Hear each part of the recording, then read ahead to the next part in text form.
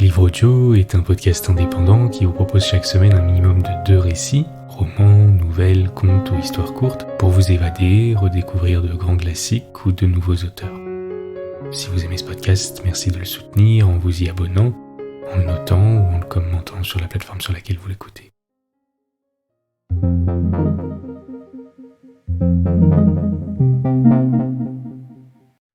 Guy de Maupassant, Le rosier de Madame Husson.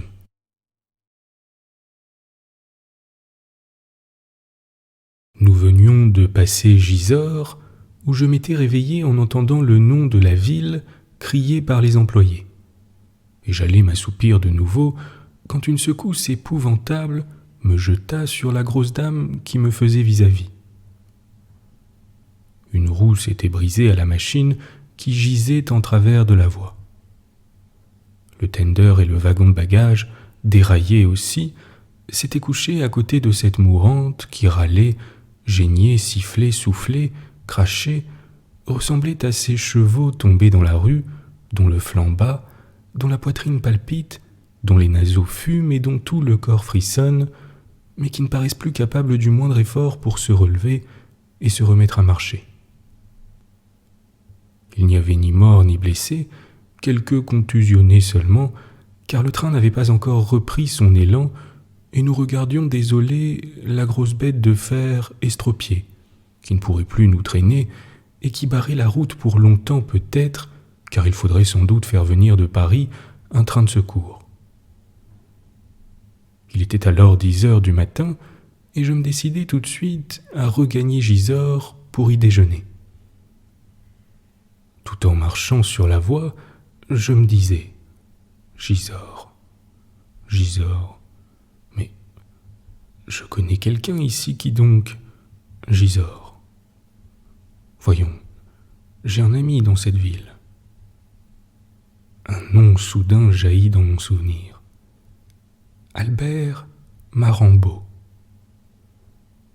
C'était un ancien camarade de collège que je n'avais pas vu depuis 12 ans au moins et qui exerçait à Gisors la profession de médecin. Souvent, il m'avait écrit pour m'inviter. J'avais toujours promis, sans tenir. Cette fois, enfin, je profiterai de l'occasion. Je demandai au premier passant. « Savez-vous où demeure monsieur le docteur Marambeau ?» Il répondit sans hésiter, avec l'accent traînard des Normands. « Rue Dauphine. » J'aperçus en effet sur la porte de la maison indiquée une grande plaque de cuivre où était gravé le nom de mon ancien camarade. Je sonnai, mais la servante, une fille à cheveux jaunes, au geste lent, répétait d'un air stupide. « Y est pas, y est pas. » J'entendais un bruit de fourchettes et de verres, et je criai. « Hé, Marambeau !» Une porte s'ouvrit, et un gros homme à favoris parut, l'air mécontent, une serviette à la main.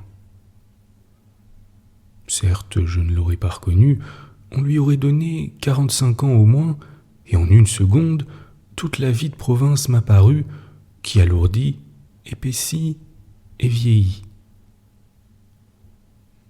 Dans un seul élan de ma pensée, plus rapide que mon geste pour lui tendre la main, je connus son existence, sa manière d'être, son genre d'esprit et ses théories sur le monde.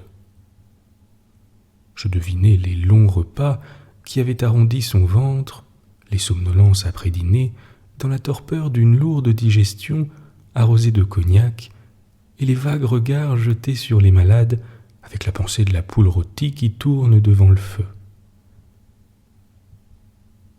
Ces conversations sur la cuisine, sur le cidre, l'eau-de-vie et le vin, sur la manière de cuire certains plats et de bien lier certaines sauces, me furent révélées rien qu'en apercevant l'empâtement rouge de ses joues, la lourdeur de ses lèvres, l'éclat morne de ses yeux. Je lui dis « Tu ne me reconnais pas, je suis Raoul Aubertin. » Il ouvrit les bras et faillit m'étouffer. Et sa première phrase fut celle-ci.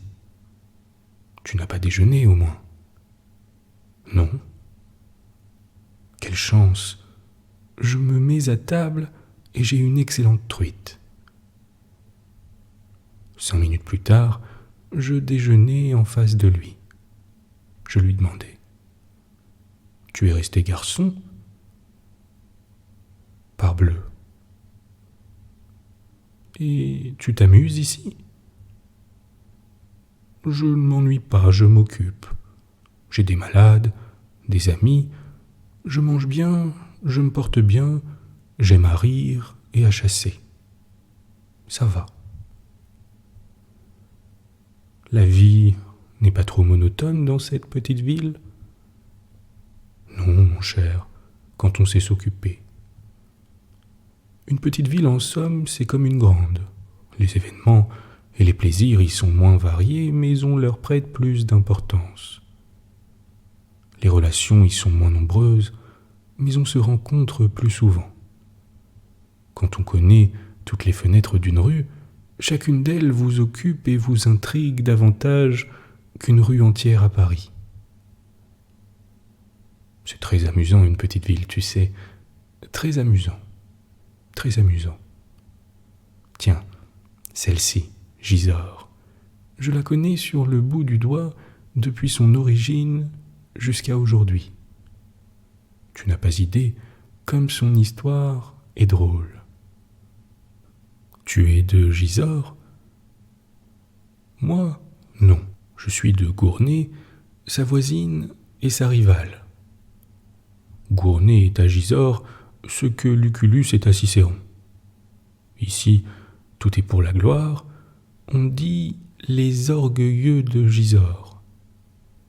À Gournay, tout est pour le ventre. On dit les maqueux de Gournay.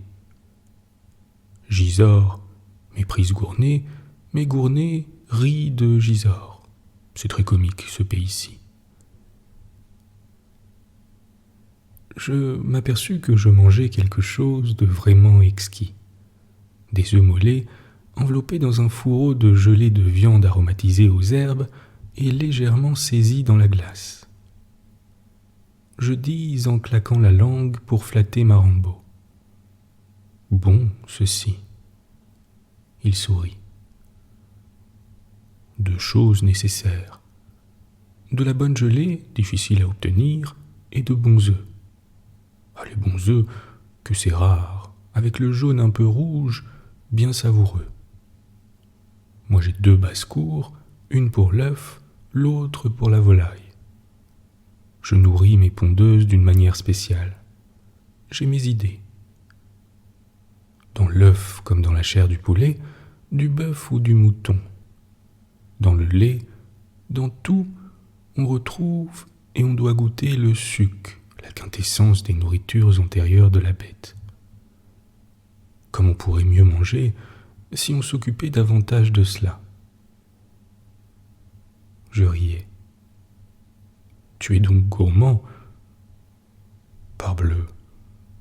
Il n'y a que les imbéciles qui ne soient pas gourmands. On est gourmand comme on est artiste, comme on est instruit, comme on est poète. Le goût, mon cher, c'est un organe délicat, perfectible et respectable comme l'œil et l'oreille. Manquer de goût, c'est être privé d'une faculté exquise, de la faculté de discerner la qualité des aliments, comme on peut être privé de celle de discerner les qualités d'un livre ou d'une œuvre d'art. C'est être privé d'un sens essentiel, d'une partie de la supériorité humaine. C'est appartenir à une des innombrables classes d'infirmes, de disgraciés et de sots dont se compose notre race. C'est avoir la bouche bête, en un mot, comme on a l'esprit bête. Un homme qui ne distingue pas une langouste d'un homard, un hareng, cet admirable poisson qui porte en lui toutes les saveurs, tous les arômes de la mer, d'un maquereau ou d'un merlan, et une poire crassane d'une duchesse, est comparable à celui qui confondrait Balzac avec Eugène Sue, une symphonie de Beethoven avec une marche militaire d'un chef de musique de régiment, et l'Apollon du Belvédère avec la statue du général de Blanmont. Qu'est-ce donc que le général de Blanmont? Ah, c'est vrai, tu ne sais pas. On voit bien que tu n'es point de Gisors.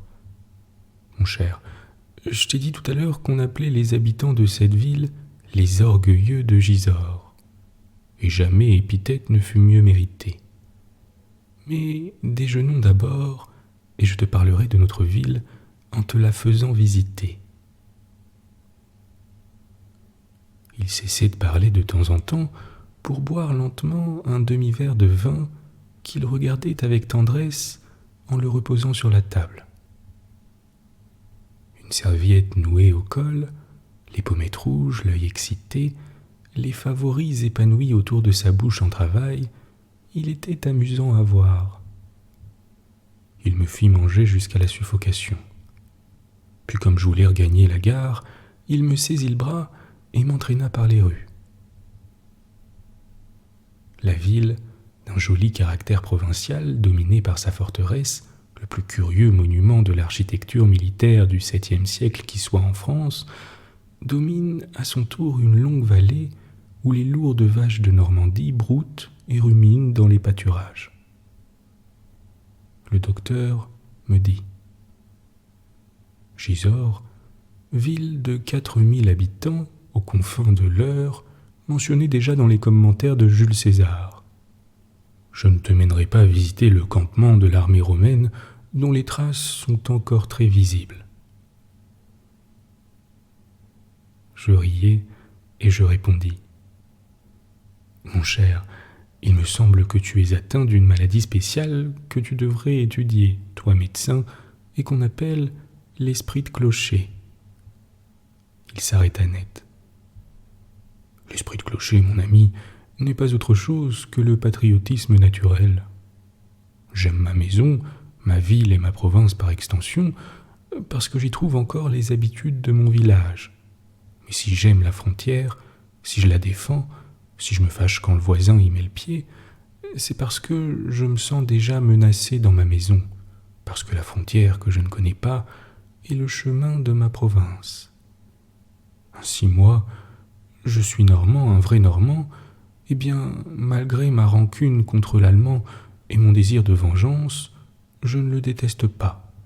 Je ne le hais pas d'instinct, comme je hais l'anglais, l'ennemi véritable, l'ennemi héréditaire, l'ennemi naturel du normand. Parce que l'anglais a passé sur ce sol habité par mes aïeux, l'a pillé et ravagé 20 fois, et que la version de ce peuple perfide m'a été transmise avec la vie par mon père. Tiens, voici la statue du général. Quel général? Le général de Blanmont. Il nous fallait une statue. Nous ne sommes pas pour rien les orgueilleux de Gisors, alors nous avons découvert le général de Blanmont. Regarde donc la vitrine de ce libraire. Il m'entraîna vers la devanture d'un libraire où une quinzaine de volumes jaunes, rouges ou bleus attiraient l'œil. En lisant les titres, un rire fou me saisit.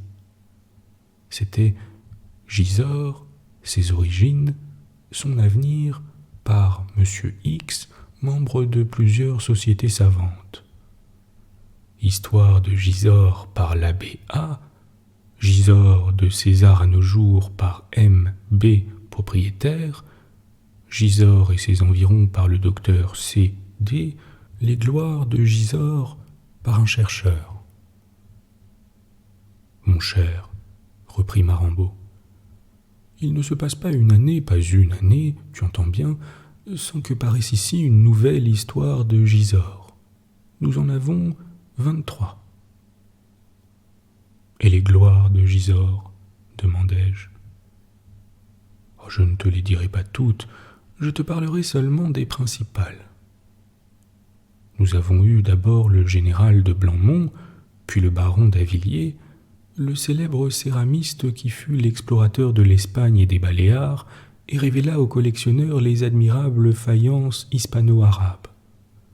Dans les lettres, un journaliste de grand mérite, mort aujourd'hui, Charles Brenne, et parmi les bien vivants, le très éminent directeur du Nouvelliste de Rouen, Charles Lapierre, et encore beaucoup d'autres, beaucoup d'autres. Nous suivions une longue rue, légèrement en pente, chauffée d'un bout à l'autre par le soleil de juin qui avait fait rentrer chez eux les habitants. Tout à coup, à l'autre bout de cette voie, un homme apparut, un ivrogne qui titubait. Il arrivait la tête en avant, les bras ballants, les jambes molles, par périodes de 3, 6 ou 10 pas rapides, que suivait toujours un repos.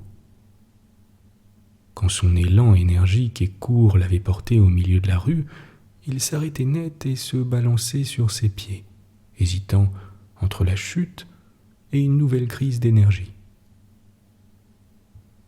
Puis il repartait brusquement dans une direction quelconque. Il venait alors heurter une maison sur laquelle il semblait se coller, comme s'il voulait entrer dedans à travers le mur.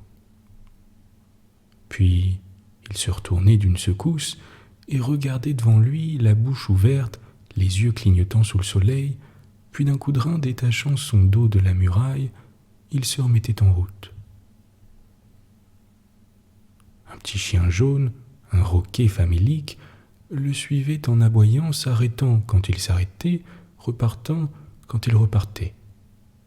« Tiens, dit Marambo, voilà le rosier de Madame Husson. » Je fus très surpris et je demandai. « Le rosier de Madame Husson, qu'est-ce que tu veux dire par là ?» Le médecin se mit à rire. « C'est une manière d'appeler les ivrognes que nous avons ici. Cela vient d'une vieille histoire passée maintenant à l'état de légende, bien qu'elle soit vraie en tout point. Est-elle drôle, ton histoire ? Très drôle. Alors raconte-la. Très volontiers, il y avait autrefois dans cette ville une vieille dame, très vertueuse et protectrice de la vertu, qui s'appelait Madame Husson. Tu sais, je te dis les noms véritables et pas des noms de fantaisie. Madame Husson s'occupait particulièrement des bonnes œuvres, de secourir les pauvres et d'encourager les méritants. Petite, trottant court, ornée d'une perruque de soie noire, cérémonieuse, polie, en fort bon terme avec le bon Dieu, représentée par l'abbé Malou, elle avait une horreur profonde, une horreur native, du vice, et surtout du vice que l'Église appelle luxure. Les grossesses avant mariage la mettaient hors d'elle, l'exaspéraient jusqu'à la faire sortir de son caractère. Or c'était l'époque où l'on couronnait des rosières aux environs de Paris. Et l'idée vint à Madame Husson d'avoir une rosière à Gisors. Elle s'en ouvrit à l'abbé Malou, qui dressa aussitôt une liste de candidates. Mais Madame Husson était servie par une vieille bonne nommée Françoise, aussi intraitable que sa patronne. Dès que le prêtre fut parti, la maîtresse appela sa servante et lui dit « Tiens, Françoise, voici les filles que me propose monsieur le curé pour le prix de vertu. Tâche de savoir ce qu'on pense d'elle dans le pays. » Et Françoise se mit en campagne. Elle recueillit tous les potins, toutes les histoires, tous les propos, tous les soupçons. Pour ne rien oublier, elle écrivait cela avec la dépense sur son livre de cuisine et le remettait chaque matin à Madame Husson qui pouvait lire, après avoir ajusté ses lunettes sur son nez mince, « Pain, 4 sous. Lait, 2 sous. Beurre, 8 sous. » Malvina l'évêque s'est dérangée l'an dernier avec Mathurin Poilu. Un gigot, 25 sous. Sel, 1 sou. Rosalie Vatinelle a été rencontrée dans le bois Riboudet, avec ses airs pieds noirs, par Madame Onésime, repasseuse, le 20 juillet à la Brune. Radis, 1 sou. Vinaigre, 2 sous. Sel d'oseille, 2 sous. Joséphine Durdan qu'on ne croit pas qu'elle a fauté, nonobstant qu'elle est en correspondance avec le fil opportun qui est en service à Rouen et qui lui a envoyé un bonnet en cadeau par la diligence. Pas une ne sortit intacte de cette enquête scrupuleuse. Françoise interrogeait tout le monde, les voisins, les fournisseurs, l'instituteur, les sœurs de l'école, et recueillait les moindres bruits. Comme il n'est pas une fille dans l'univers sur qui les commères n'aient jasé, il ne se trouva pas dans le pays une seule jeune personne à l'abri d'une médisance. Or Madame Husson voulait que la rosière de Gisors, comme la femme de César, ne fût même pas soupçonnée, et elle demeurait désolée, désespérée, devant le livre de cuisine de sa bonne. On élargit alors le cercle des perquisitions jusqu'au village environnant. On ne trouva rien. Le maire fut consulté, ses protégés échouèrent. Celles du docteur Barbesol n'eurent pas plus de succès, malgré la précision de ses garanties scientifiques. Or un matin, Françoise, qui rentrait d'une course, dit à sa maîtresse : « Voyez-vous, madame, si vous voulez couronner quelqu'un, il n'y a qu'Isidore dans la contrée. » Madame Husson resta rêveuse. Elle le connaissait bien, Isidore, le fils de Virginie la fruitière. Sa chasteté proverbiale faisait la joie de Gisors depuis plusieurs années déjà, servait de thème plaisant aux conversations de la ville et d'amusement pour les filles qui s'égayaient à le taquiner. Âgé de 20 ans passés, grand, gauche, lent et craintif, il aidait sa mère dans son commerce et passait ses jours à éplucher des fruits ou des légumes assis sur une chaise devant la porte. Il avait une peur maladive des jupons qui lui faisait baisser les yeux dès qu'une cliente le regardait en souriant, et cette timidité bien connue le rendait le jouet de tous les espiègles du pays. Les mots hardis, les gauloiseries, les allusions graveleuses le faisaient rougir si vite que le docteur Barbesol l'avait surnommé le thermomètre de la pudeur. Savait-il ou ne savait-il pas, se demandaient les voisins, les malins. Était-ce le simple pressentiment de mystères ignorés et honteux, ou bien l'indignation pour les vils contacts ordonnés par l'amour qui semblait émouvoir si fort le fils de la fruitière Virginie? Les galopins du pays, en courant devant sa boutique, hurlaient des ordures à pleine bouche afin de le voir baisser les yeux. Les filles s'amusaient à passer et repasser devant lui en chuchotant des polissonneries qui le faisaient rentrer dans la maison. Les plus hardis le provoquaient ouvertement pour rire, pour s'amuser, lui donner des rendez-vous, lui proposer un tas de choses abominables. Donc Madame Husson était devenue rêveuse. Certes, Isidore était un cas de vertu exceptionnelle, notoire, inattaquable. Personne parmi les plus sceptiques, parmi les plus incrédules, n'aurait osé soupçonner Isidore de la plus légère infraction à une loi quelconque de la morale. On ne l'avait jamais vu non plus dans un café, jamais rencontré le soir dans les rues. Il se couchait à 8 heures et se levait à 4. C'était une perfection, une perle. Cependant, Madame Husson hésitait encore. L'idée de substituer un rosier à une rosière la troublait, l'inquiétait un peu, et elle se résolut à consulter l'abbé Malou. L'abbé Malou répondit : « Qu'est-ce que vous désirez récompenser, madame ? C'est la vertu, n'est-ce pas ? Et rien que la vertu. Que vous importe alors qu'elle soit mâle ou femelle ? La vertu est éternelle, elle n'a pas de patrie et pas de sexe. Elle est la vertu. » Encouragée ainsi, Madame Husson alla trouver le maire. Il approuva tout à fait. « Nous ferons une belle cérémonie, dit-il. Et une autre année, si nous trouvons une femme aussi digne qu'Isidore, nous couronnerons une femme. C'est même là un bel exemple que nous donnerons à Nanterre. Ne soyons pas exclusifs, accueillons tous les mérites. » Isidore, prévenu, rougit très fort et sembla content. Le couronnement fut donc fixé au 15 août, fête de la Vierge Marie et de l'empereur Napoléon. La municipalité avait décidé de donner un grand éclat à cette solennité et on avait disposé l'estrade sur les couronneux, charmant prolongement des remparts de la vieille forteresse où je te mènerai tout à l'heure.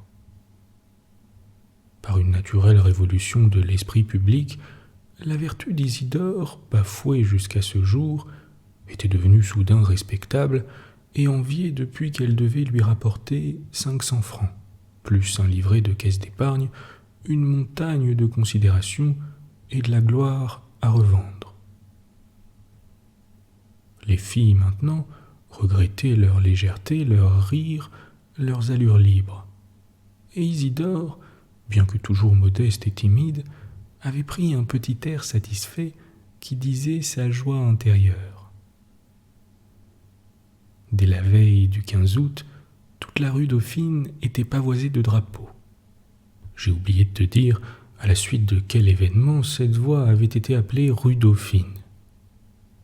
Il paraîtrait que la Dauphine, une dauphine, je ne sais plus laquelle, visitant Gisors, avait été tenue si longtemps en représentation par les autorités qu'au milieu d'une promenade triomphale à travers la ville, elle arrêta le cortège devant une des maisons de cette rue et s'écria « Oh, la jolie habitation, comme je voudrais la visiter.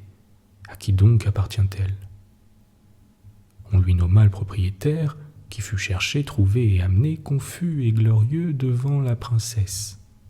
Elle descendit de voiture, entra dans la maison, prétendit la connaître du haut en bas, et resta même enfermée quelques instants seule dans une chambre.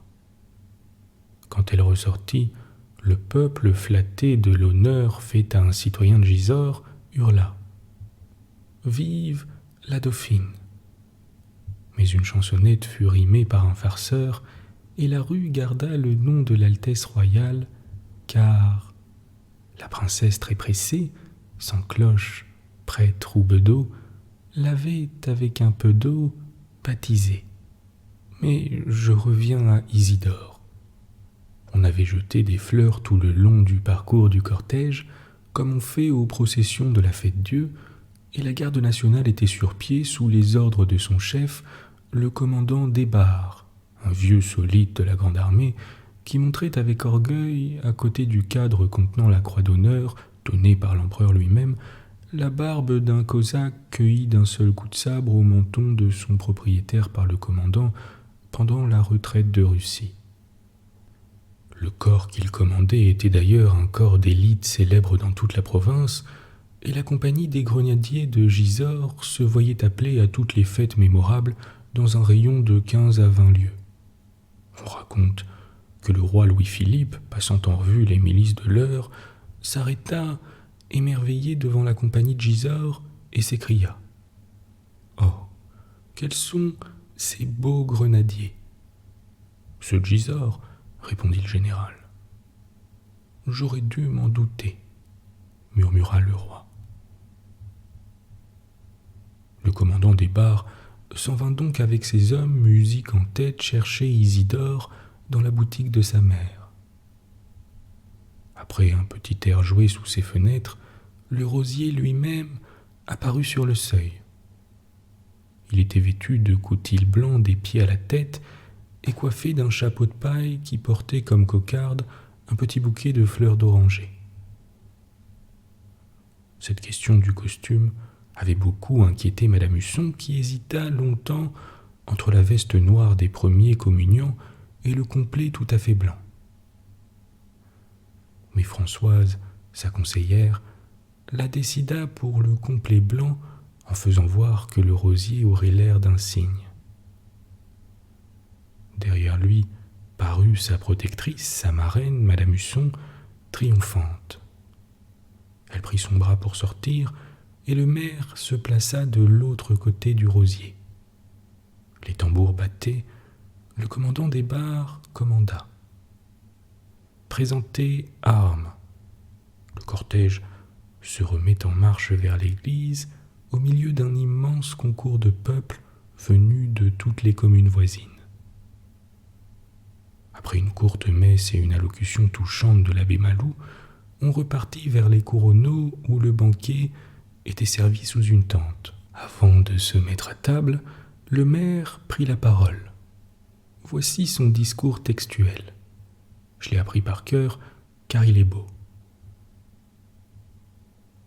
Jeune homme, une femme de bien, aimée des pauvres et respectée des riches, Madame Husson, que le pays tout entier remercie ici, par ma voix, a eu la pensée, l'heureuse et bienfaisante pensée, de fonder en cette ville un prix de vertu qui serait un précieux encouragement offert aux habitants de cette belle contrée. Vous êtes, jeune homme, le premier élu, le premier couronné de cette dynastie de la sagesse et de la chasteté. Votre nom restera en tête de cette liste des plus méritants. Et il faudra que votre vie, comprenez-le bien, que votre vie tout entière réponde à cet heureux commencement. Aujourd'hui, en face de cette noble femme qui récompense votre conduite, en face de ces soldats citoyens qui ont pris les armes en votre honneur, en face de cette population émue, réunie pour vous acclamer, ou plutôt pour acclamer en vous la vertu, vous contractez l'engagement solennel envers la ville, envers nous tous, de donner jusqu'à votre mort l'excellent exemple de votre jeunesse. Ne l'oubliez point, jeune homme, vous êtes la première graine jetée dans ce champ de l'espérance. Donnez-nous les fruits que nous attendons de vous. Le maire fit 3 pas, ouvrit les bras et serra contre son cœur Isidore qui sanglotait. Il sanglotait le rosier, sans savoir pourquoi, d'émotions confuses, d'orgueil, d'attendrissement vague et joyeux. Puis le maire lui mit dans une main une bourse de soie où sonnait de l'or, 500 francs en or, et dans l'autre un livret de caisse d'épargne. Et il prononça d'une voix solennelle: hommage, gloire et richesse à la vertu. Le commandant des bars hurlait: bravo! Les grenadiers vociféraient, le peuple applaudit. À son tour, Madame Husson s'essuya les yeux. Puis on prit place autour de la table où le banquet était servi. Il fut interminable et magnifique. Les plats suivaient les plats. Le cidre jaune et le vin rouge fraternisaient dans les verres voisins et se mêlaient dans les estomacs. Les chocs d'assiettes, les voix et la musique qui jouaient en sourdine faisaient une rumeur continue, profonde, s'éparpillant dans le ciel clair où volaient les hirondelles. Madame Husson rajustait par moments sa perruque de soie noire, chavirait sur une oreille et causait avec l'abbé Malou. Le maire, excité, parlait politique avec le commandant des bars, et Isidore mangeait. Isidore buvait comme il n'avait jamais bu et mangé. Il prenait et reprenait de tout, s'apercevant pour la première fois qu'il est doux de sentir son ventre s'emplir de bonnes choses, qui font plaisir d'abord en passant dans la bouche. Il avait desserré adroitement la boucle de son pantalon, qui le serrait sous la pression croissante de son bedon, et, silencieux, un peu inquiété cependant par une tache de vin tombée sur son veston de coutil, il cessait de mâcher pour porter son verre à sa bouche, et l'y garder le plus possible, car il goûtait avec lenteur. L'heure des toasts sonna. Ils furent nombreux et très applaudis. Le soir venait, on était à table depuis midi. Déjà flottaient dans la vallée les vapeurs fines et laiteuses, légers vêtements de nuit des ruisseaux et des prairies. Le soleil touchait à l'horizon, les vaches beuglaient au loin dans les brumes des pâturages. C'était fini, on redescendait vers Gisors. Le cortège rompu maintenant marchait en débandade.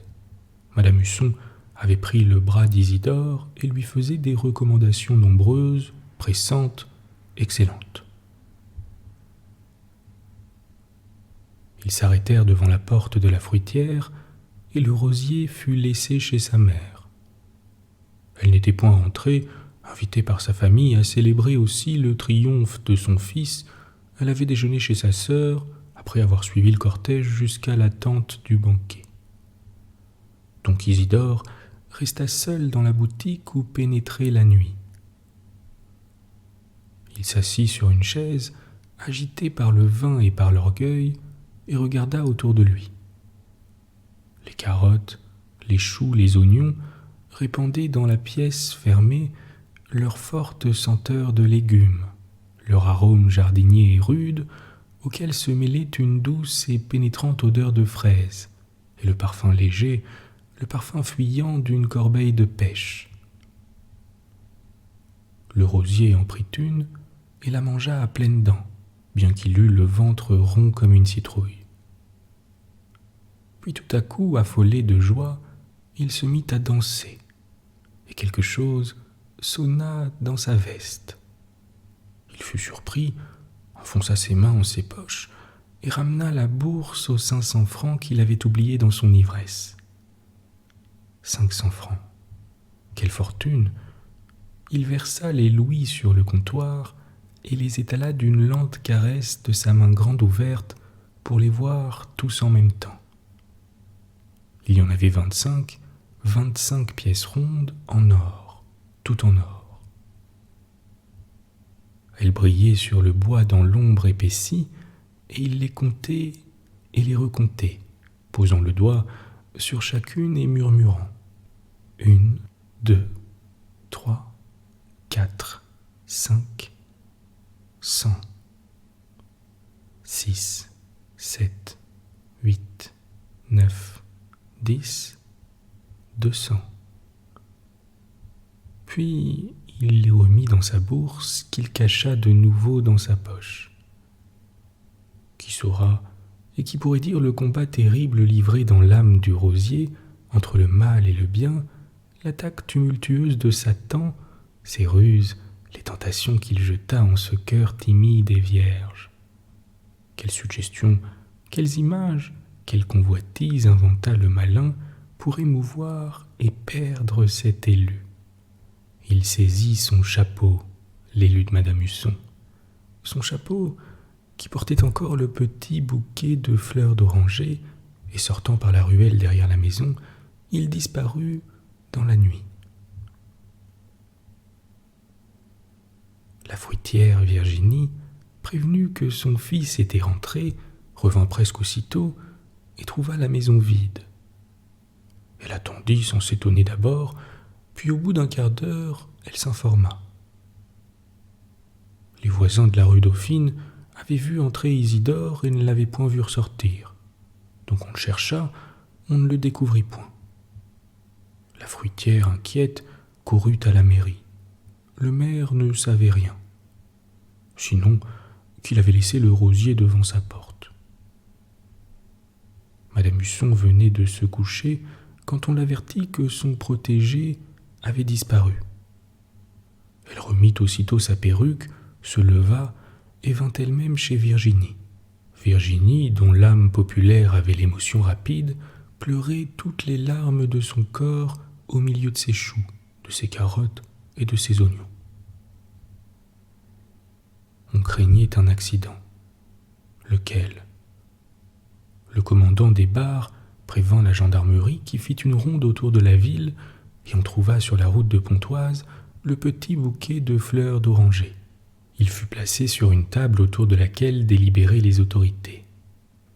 Le rosier avait dû être victime d'une ruse, d'une machination, d'une jalousie. Mais comment ?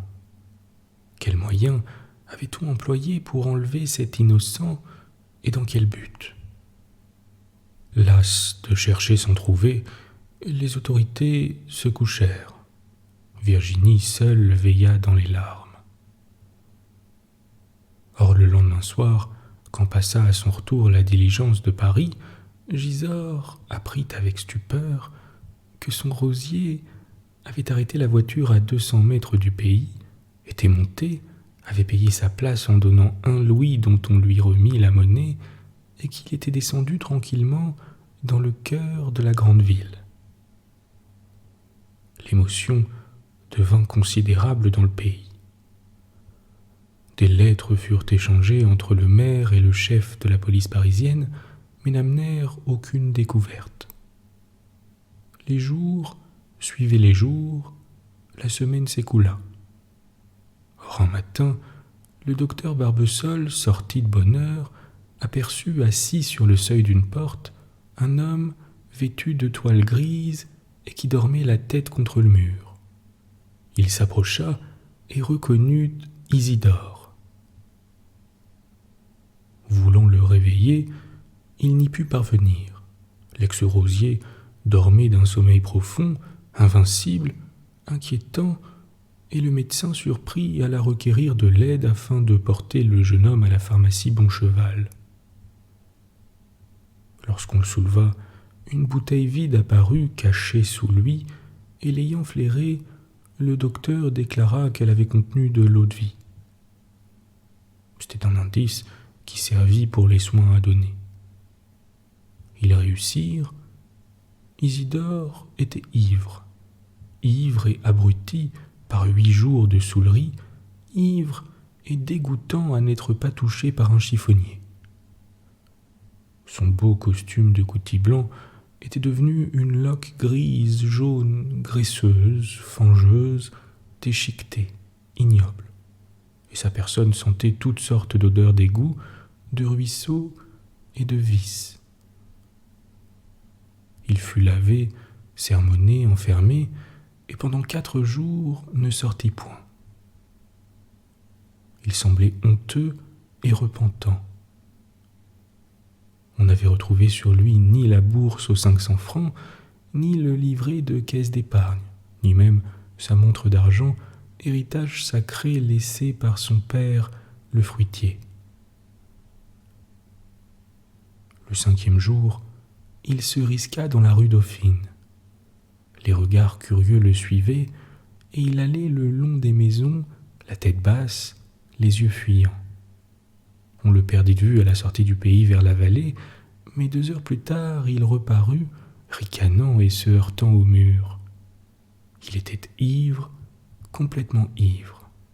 Rien ne le corrigea. Chassé par sa mère, il devint charretier et conduisit les voitures de charbon de la maison Pougrisel qui existe encore aujourd'hui. Sa réputation d'ivrogne devint si grande, s'étendit si loin, qu'à Évreux même on parlait du rosier de Madame Husson, et les pochards du pays ont conservé ce surnom. Un bienfait n'est jamais perdu. Le docteur Marambeau se frottait les mains en terminant son histoire. Je lui demandai : « As-tu connu le rosier, toi ? » ?»« Oui, j'ai eu l'honneur de lui fermer les yeux. »« De quoi est-il mort ? » ?»« Dans une crise de delirium tremens, naturellement. » Nous étions arrivés près de la vieille forteresse, amas de murailles ruinées que domine l'énorme tour Saint-Thomas de Cantorbéry et la tour dite du prisonnier. Marambeau me conta l'histoire de ce prisonnier qui, au moyen d'un clou, couvrit de sculptures les murs de son cachot en suivant les mouvements du soleil à travers la fente étroite d'une meurtrière. Puis j'appris que Clotaire II avait donné le patrimoine de Gisors à son cousin Saint Romain, évêque de Rouen, que Gisors cessa d'être la capitale de tout le Vexin après le traité de Saint-Clair-sur-Epte, que la ville est le premier point stratégique de toute cette partie de la France, et qu'elle fut par suite de cet avantage prise et reprise un nombre infini de fois.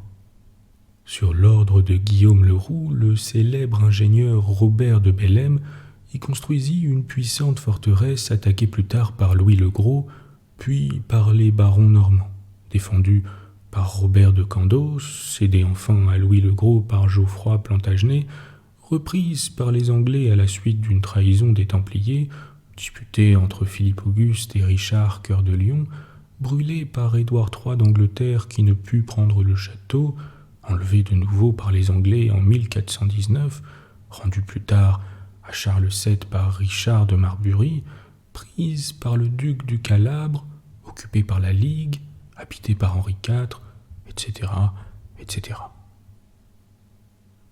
Et Marambaud, convaincu, presque éloquent, répétait « Quelle gueux, ces Anglais! Et quels pochards, mon cher! Tous rosiers, ces hypocrites-là !» Puis après un silence, tendant son bras vers la mince rivière qui brillait dans la prairie.